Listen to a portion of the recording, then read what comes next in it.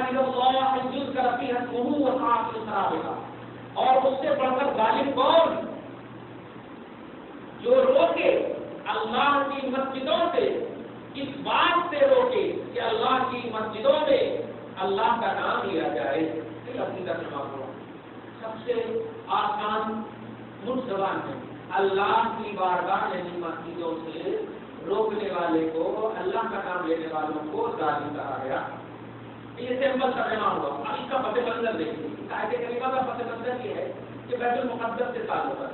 بیت المقدس سے شروع سے، خاص طور سے جب سے نبی کے قدم پڑے ہیں تو اور بھی زیادہ جب سے نبی کے قدم پڑے ہیں، ورنہ بیت المقدس وہ مقدس شروع سے ہے، نام بھی ہے الحمدللہ، بیت مانے ہے مقدس بولے تو فرشتے پاک پاک صاف ستھرا رہنے کے مقام۔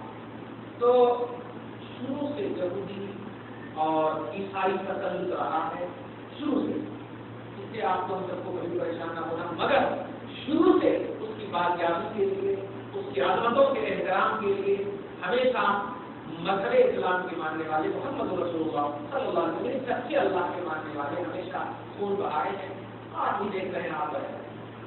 تو مذہب اسلام کے ماننے والے نماز پڑھنا چاہتے، اللہ کی عبادت کرنا چاہتے، تلاوت کرنا چاہتے، یہ یہودیاں اسلامیہ جو ہوتے دشمنان دین مذہب اسلام کی یہ جانے نہیں، یہ روکتے اور کبھی زور زبردستی میں اگر چلے بھی گئے تو چھاپ کر کے، کیونکہ عظمت کا احترام اللہ نے آپ کے ہمارے دلوں میں ڈال دیا ہے، خاص طور سے نسبت کی عظمت کا احترام تو اور بھی ڈال دیا ہے۔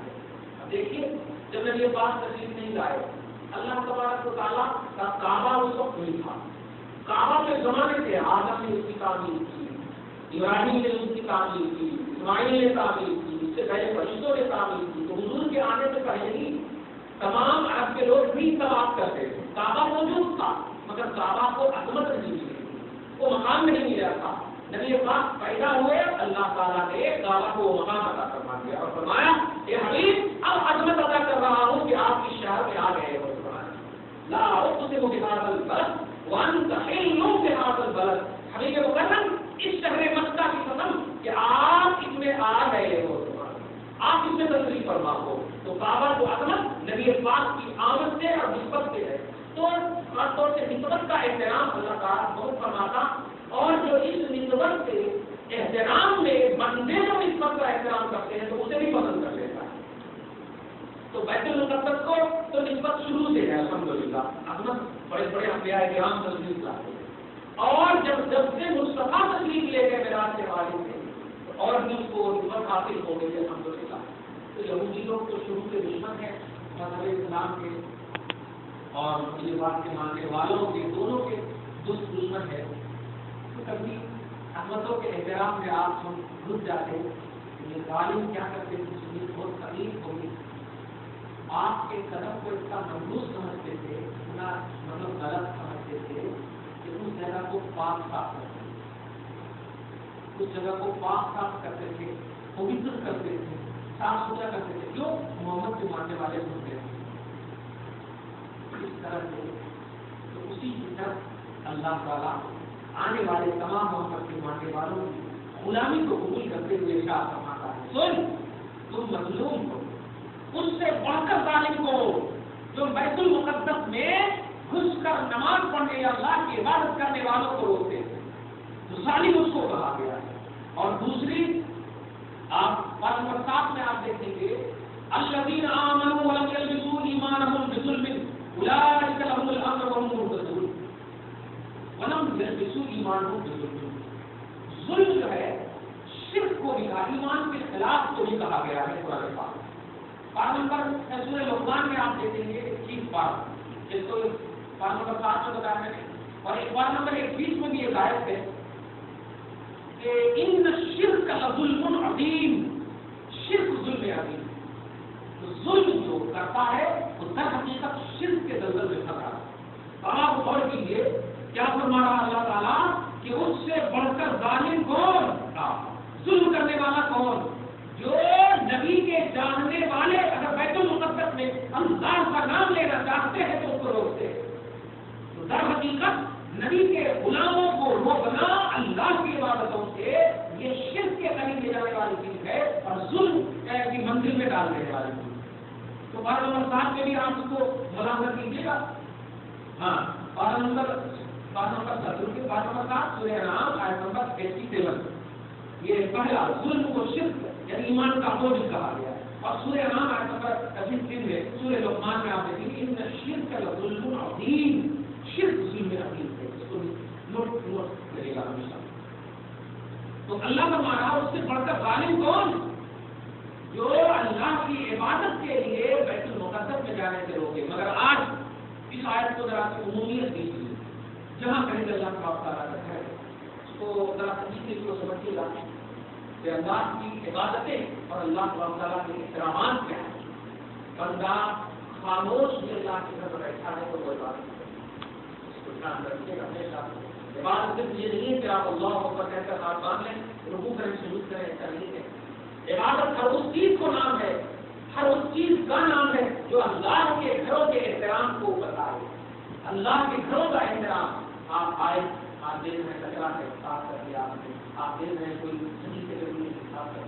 ہر وہ چیز جو احترام ہے گھر خدا, خدا کے گھر کا احترام کرے, وہ چیز کو مطلب یہ کہ بتانا یہی عبادت ہے. صرف نماز پڑھنا عبادت نہیں, ورنہ صرف داخل ہونے سے روکتے تھے, داخل بھی ہونے نہیں دیتے تھے. تو یہ آیت کریمہ میرا عموم ہو گیا. اور ہر اس چیز سے اللہ کے گھر کو بچانا جس چیز سے اللہ تبارک و تعالیٰ کے بندوں دھیان رکھنا, جس چیز سے اللہ تعالیٰ کو تکلیف ہوتی ہے. اب اس کو عام زبان میں اللہ کی جو مسجد ہوتی ہے صرف اور صرف توحید و رسالت اجاگر کرنے کے لیے دھیان دیتے ہیں, جس سے کلمہ آپ کا خوبصورت ہو, کلمہ آپ کا عمدہ ہو. توحید و رسالت دونوں کو دھیان میں رکھے گا. بڑے سوچ کے ساتھ ابھی ناگپور کی زمین پر ایسی مناظرہ کے لیے چلا گیا تھا. بہت تکلیف کی مجھے, بے پناہ تکلیف ہوئی, مگر بعد میں سب لوگ سمجھ گئے. صلاۃ و سلام کے مسئلے پر بات چل رہی تھی. میں نے ایک جملہ کہا, آپ کلمہ پڑھو, اور اس لیے نہیں کہہ رہا ہوں کہ آپ غافل ہو, بلکہ اس لیے کہہ رہا ہوں کہ رسول یہ کہا کلمہ پڑھو, کلمہ پڑھو. کلمہ پڑھی, کلمہ پڑھ لیں. آپ کلمہ کیا پڑھا ہے؟ لا الہ الا اللہ محمد. بس آپ بس کر کے بتائیے کہ کیا اس دونوں کلمے کا احترام آپ پر واجب ہے؟ لا الہ الا اللہ محمد, دونوں کا احترام آپ پر واجب ہے. کیونکہ آپ اگر خود اپنے ایمان کا احترام نہیں کریں گے تو آپ مومن کہتے ہیں. اب آپ آنکھ بند کر کے بتائیے, لا الہ الا اللہ کا احترام تو آپ صبح و شام 5 وقت کر رہے ہیں. محمد رسول اللہ کا احترام کیا احترام؟ دنیا کا کوئی ایسا عمل نہیں آپ بتا سکتے جس عمل میں خدا آپ کے ساتھ شریک ہو. کوئی ایسا عمل نہیں. زکات اللہ شریک نہیں آپ کے ساتھ, آپ کو صرف دینا. حج صرف آپ کو کرنا ہے, نماز صرف آپ کو پڑھنا ہے. مگر درود اور سلام ایسا عمل ہے جس میں اللہ آپ کے ساتھ شریک ہے. ان اللہ وملائکتہ یصلون علی النبی, بے شک اللہ اور اس کے سارے فرشتے نبی محترم پر درود سلام کرتے ہیں. کیا پھر اللہ آپ کو آرڈر دے رہا ہے, ایمان والو تم بھی پڑھو. اللہ بھی ہے, رسول بھی ہے, اللہ بھی ہے, فرشتے بھی ہے, پھر ایمان والوں کو آرڈر. تو یہ صلاۃ و سلام کا جو کانسیپٹ ہے یہ کتنا بڑا احترام رسول بتاتا ہے. ہاں آپ کو اگر تکلیف ہے تو کس اعتبار سے آواز کی تکلیف ہے, اگر وہ احترام سے اس سے آپ اس کو بند کرنے کی کوشش نہ کریں. کیوں کہ یہ ایمان سے تعلق رکھتا ہے. کسی اور پر سلام نہیں دیا جاتا, نبی پر, جس نبی پر بھیجنے کے لیے اللہ نے آرڈر کیا. ہاں نماز میں پڑھی جا رہی ہو اور جتنے بھی مسجد کی جو نماز جماعت ہے وہ ادا نہ کی جانی ہوتی ہے تو وہی لے کر بیٹھے تھے تو لا الہ الا اللہ پر عمل ہوا. اور عبادت یعنی لا الہ الا اللہ پر عمل کے بعد اگر محمد رسول اللہ پر عمل کرنے کا موقع ملا تو آپ روک رہے ہیں. تو لا الہ الا اللہ دوسرے لفظ میں پڑھتے لا الہ الا اللہ یہ ہے عبادت اور محمد رسول اللہ یہ ہے تعظیم, مستقل تعظیم. پھر اس کے بعد ذرا مطمئن ہو. ہاں اس کے بعد دل میں کوئی نہیں لاؤ, سب کے وہ نبی ہے, سب کے نبی ہے. جب سارے نبی پریشان ہوں گے یار, سارے نبی پریشان ہوں گے تو نبی ایسے آپ کو بلائیں گے کہ ابھی اس بچے کو ماں جس طرح پیار کرے خدا گواہ وہی حال آپ کا ہوگا. ذرا بچہ روتا ہے گھر میں کبھی تو آپ ذرا سوچیے کہ کب تڑپ جاتا ہے، کھانا چھوڑ کر کے بیوی کو رونا شروع کر دیتے، کیوں رو رہا ہے؟ یہی حال مصطفیٰ کا ہو جب آپ اپنی بدعمالیوں کی اور سیاہ اعمال کی بنیاد پر پریشان ہوں گے تو نبی کو تلاش دیں گے، موسیٰ عیسیٰ سب کو تلاش کر سب آپ کو لگتے رہیں گے، سب کہیں گے جاؤ نہیں آج نہیں، تو اس وقت مصطفیٰ بلائیں گے، آپ جاؤ یا نہ جاؤ بلائیں گے مصطفیٰ کہاں کے اتنے دیر سے میں تجھے ویٹ کر رہا تھا، میں تیرا ہی انتظار کر رہا تھا۔ حدیث پاک میں آیا مواقع کے دنیا میں ابن کثیر وغیرہ اور دیگر محدثین نے اس چیز کو نقل کیا ہے کہ آپ جو صبح میں عمل کرتے ہو یا شام میں عمل کرتے ہو، آپ کا سب سے پہلا جو جاتا ہے جہاں عمل وہ ہے محمد رسول اللہ، تو علیہ اعمالکم، تمہارے اعمال صبح کے یا شام کے سب سے پہلے فرشتے والا رسالت میں پیش کرتے ہیں۔ اس کا حسن اگر آپ کا عمل اچھا ہوتا تو اللہ کے رسول سجدہ کرتے ہیں، آنند الہی پیدا کرتے ہیں، حمید اللہ رسول فرماتے ہیں میں اللہ کی حمد بیان کرتا ہوں، اور اگر اچھا نہیں ہوتا تو ایسا نہیں کہ بس دعا دیتے مصطفیٰ ارشاد فرماتے ہیں اچھا نہیں ہوتا تو میں سیدھی سجدے میں گر کر کہتا ہوں اے اللہ میری امتیوں کے گناہوں کو معاف کر دو۔ آپ انوائرمنٹری میں گھر میں عمل کر رہے ہو، توجہ تک نہیں کیا آپ نے کہ کیا ہوگا اس عمل کا، مگر یہ بارگاہ رسالت تک پہنچ چکا ہے، یہ فرشتے پہنچا بھی ہے، اللہ نے آپ کے ساتھ ساتھ رکھا ہے، اور وہ فرشتے بارگاہ رسالت کو پہنچا کر پھر آپ کے عمل کی برائی اور غلطی کی اچھی ہوگی تو الحمدللہ رسول خوش ہوتے ہیں اور کہتے ہیں تیرا شکر ہے مولا، تیری حمد ہے میری امت نے بہترین عمل کیا ہے، اور اچھا نہیں ہوتا تو پھر اللہ میری امت کو موقع عطا فرما معاف فرما۔ یہ کوئی بھی ایسی بات جو ریلیٹڈ آف نبوت رسول سے ریلیٹڈ ہو اس میں عظمت اور احترام کو امتیوں کو تلاشنا واجب قطعی ہے ایمان کے اعتبار سے، کیونکہ نبی آپ کا ایمان ہے، اللہ آپ کا ایمان، یہ دونوں ایمان ہے۔ لا الہ الا اللہ بھی آپ کے عظمت اور احترام کو بتاتا، محمد رسول اللہ لا الہ الا اللہ افضل خالق ہے اور محمد رسول اللہ افضل مخلوق، اتنی پیاری بات ہے۔ خالق میں سب سے بیسٹ معبود اللہ تبارک و تعالی اور مخلوق میں سب سے بیسٹ محمد صلی اللہ علیہ وسلم، اس میں کون سی شرک ہے یا کون سی بدعت کی بات ہے؟ مخلوق مان لیے یہ سب سے بڑی بات ہے، توحید اور رسالت کا مفہوم سب سے بیسٹ، اور وہ آپ کو ہم کو ملی تو بیسٹ کی قدر اللہ تعالیٰ آپ کو ہم سب کو عطا فرمائے، یہی دیکھیے تو اس سے بڑھ کر غالب کون جو اللہ کی مسجدوں میں اللہ کے نام لینے سے اللہ کے نام لینے سے روکے، اب آپ پر یہی آگے کریمہ سورہ آدم آیت نمبر 56 ان اللہ و ملائکتہ یصلون علی النبی یا ایھا الذین آمنوا صلوا علیہ وسلم، یہ آگے کریمہ اب مسجد میں آپ تلاوت کر رہے ہیں اور آپ گرامر سے بھی واقف ہیں، ٹرانسلیشن سے بھی واقف ہیں، تو کیا آپ کا دل نہیں کرے گا کہ اللہ خود کہہ رہا ہے ایمان والوں ضرور پڑھو، تو آپ پہلے قرآن کو رکھ دیں گے اور رکھنے کے بعد فوراً ضرور پڑھو، پڑھیں گے کیونکہ اللہ فرما رہا ہے۔ اب مسجد میں تلاوت قرآن کر رہے تھے مگر تلاوت قرآن کرنے کے بعد قرآن کو رکھ دینا پڑا اور ضرور پڑھنا پڑا، قرآن بھی نہیں پڑھا، اس کو کہتے ہیں سمجھداری، اس کو کہتے ہیں توجہ، اس کو کہتے ہیں تدبر، اور یہ قرآن پاک میں تو اللہ کا ہر وہ ذکر جو اللہ تبارک و تعالیٰ کے قرآن اور رسول اعظم کی حدیث سے پاک ایگزیکٹ اس سے ثابت ہو، اس پر عمل ہمیشہ کرنا چاہیے، یہی ہے ذکر الہی، یہی ہے خدا کا خدا کا ذکر ہر ذکر یہ نہیں ہے کہ صرف آپ ہاتھ مان لیجیے نماز پڑھ لیجیے، ہر ذکر کو نہیں، ہر وہ چیز جو قرآن حدیث کے ریلیٹڈ ہو وہ ذکر ہے اللہ کا، آپ یہاں سے دیکھیے اس سے مطلب غالب کون جو اللہ کی مسجدوں میں ذکر کرنے سے ہوگی اور اللہ کی مسجدوں کو ویران کرنے میں کوشش کرے گا، آپ کی طرح ویران کرنے کی نہیں پڑھے گی بتا دیجیے۔ اللہ سبحانہ فرماتا ہے وہ ظالم اگر ان سے بھی آپ پوچھو تو وہ خود ڈرتے ہیں۔ دیکھیے ایک دم چھوٹی سی بات ہے، کوئی ایک دم بزرگ بوڑھے ہو آپ کے پاس وہ مانگنے کے لیے آتا ہے، توجہ دیجیے گا، اور آپ کے پاس اگر پیسے کا ہوگا تو مگر دل ہوا تو آپ کا دل کیا کرتا ہوگا؟ مانگنے کے لیے تو ضد کر رہا ہو آپ کو حیبت ہوتی ہوئی آپ کوشش کریں گے یا تو معاف کر دو، یہ معاف کر دو تو کہہ رہے تاکہ ان کے منہ سے بددعا نہیں کرے، اسے کچھ بھی بول رہے ہیں آپ بددعا نہیں کرتے، یہ اصل مطلب ایک حیبت ہوتی ہے، ڈر ہوتا، توجہ دیجیے گا۔